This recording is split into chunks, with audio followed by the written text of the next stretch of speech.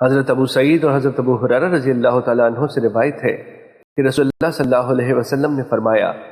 جنت میں ایک اعلان کرنے والا اعلان کرے گا، اب تم صحت مند ہی رہو گے، کبھی بیمار نہیں ہوگے، تم ہمیشہ زندہ رہو گے، کبھی مرو گے نہیں، ہمیشہ جوان رہو گے، کبھی بوڑھے نہیں ہوگے، اور تم ہمیشہ خوشحال رہو گے، کبھی بدحال نہیں ہوگے۔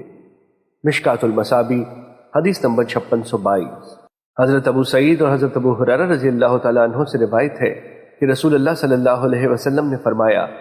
جنت میں ایک اعلان کرنے والا اعلان کرے گا، اب تم صحت مند ہی رہو گے، کبھی بیمار نہیں ہوگے، تم ہمیشہ زندہ رہو گے، کبھی مرو گے نہیں، ہمیشہ جوان رہو گے، کبھی بوڑھے نہیں ہوگے، اور تم ہمیشہ خوشحال رہو گے، کبھی بدحال نہیں ہوگے۔ مشکوٰۃ المصابیح حدیث نمبر 5623۔ حضرت ابو سعید خدری رضی اللہ تعالیٰ عنہ سے روایت ہے کہ رسول اللہ صلی اللہ علیہ وسلم نے فرمایا،